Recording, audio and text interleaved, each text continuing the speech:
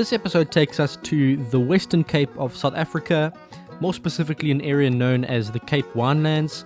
It's an incredibly beautiful part of the country that is mostly comprised of fruit and wine farms, mountains, and quaint little towns. It's an area that's not really known for its hunting at all, and actually doesn't look anything like the stereotypical picture of Africa. This is the part of the country that my good friends Gerard and Rolf from Air Hunters are from, and they both have contacts with farmers in the area that need pest control done on their farms every now and again. But with the lockdown in place, all the South Africans are pretty much stuck at home, unable to really go out and shoot, which is why you've probably seen both of our channels sort of scraping up whatever old hunting footage we have lying around.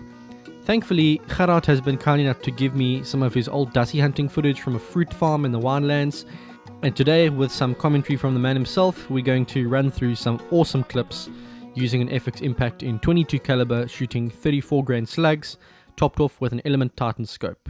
Let's get to it. This was early morning just before the sun was up, and I spot this one sitting on the ledge. He's looking away from me, but I can still identify where his head is. You will see that I'm holding under for this shot under 110 yards, due to the fact that it's a 45-degree incline.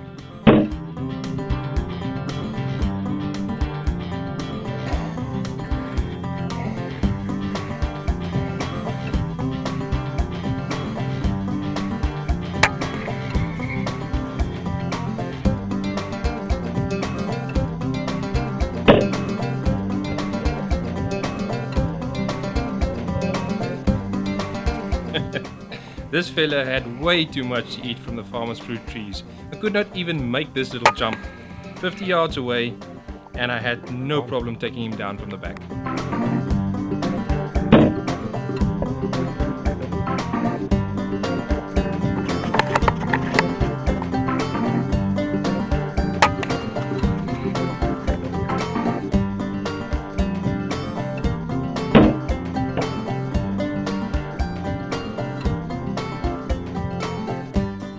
Day by day, I keep track of all the movements of the dassies in this area. This gives me a chance to set myself up on certain places and wait for them to come out. This spot was one of their favorite places to sit, and I waited for this one to come out just over an hour. When he made his appearance, I was ready for him, and I took that shot on 75 yards.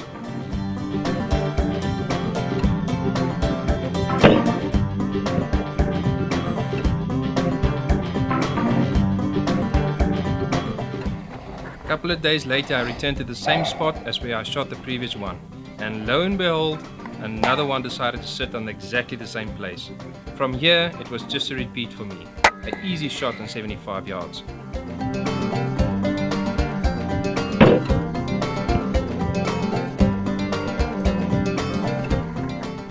Sometimes it's hard to choose which one to go for when there's two sitting next to each other, but in this case, I went for a clear face profile that gave me this perfect headshot on 35 yards. Exactly what I wanted to preserve all the meat. So here's my gun setup. I'm using an FX Impact Mark II with a 700mm slug barrel. I'm shooting a 34 grain slug with a very large hollow point at 1000 feet per second, which is ideal for hunting. For optics, I'm running a Titan scope from Element with an APR 1D MRAD reticle. This footage I gathered from the Cape Winelands was actually taken a couple years ago for a travel vlog I made. I'll leave the link down below, but as you can see, it's an absolutely gorgeous area and very, very rocky. And it's the way that the rocks have formed with cracks and gaps all over the place that makes it perfect for dassies. They have shelter from predators but also have access to greenery around them. Unfortunately, some of them close to the farms have taken a liking to fruit trees, and that's why Gerard has been making regular trips out to this farm. You can see how this dassie just pokes his head out from the rocks. This shot must have been pretty close, and it's an easy one for the impact.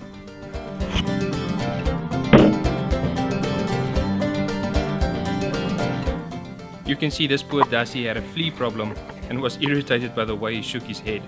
Maybe this is the reason he did not spot me on 30 yards away.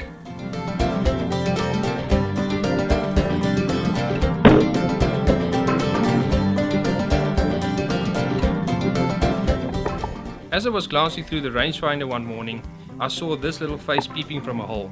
If your eye is not skilled enough, you would have missed this one with ease. but I had a lot of experience over the years shooting these dassies, and I saw him.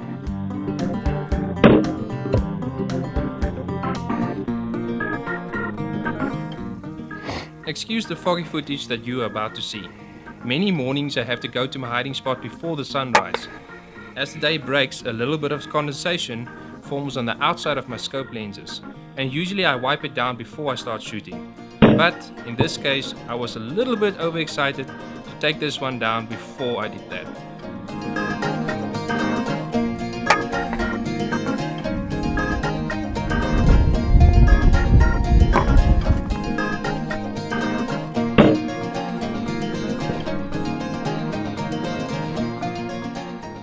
And that's all for today, guys. I'm sorry it was so short, but I'm keeping fingers crossed that this lockdown will be over soon and I can actually get out and gather some new footage. Until then, thanks for watching, and I'll see you next time.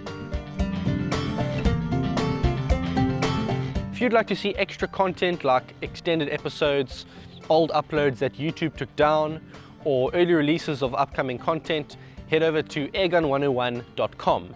You'll be able to find many other airgun content creators on the site and a safe place where we can build a community and help each other out. It's a real practical way of supporting content creators like myself without paying a cent, as the sponsors of the website help contribute towards the running costs of my channel. Alternatively, you can find me on other social media platforms, on my vlog channel, and on Patreon. Thank you so much for the support, and I'll see you on the next one.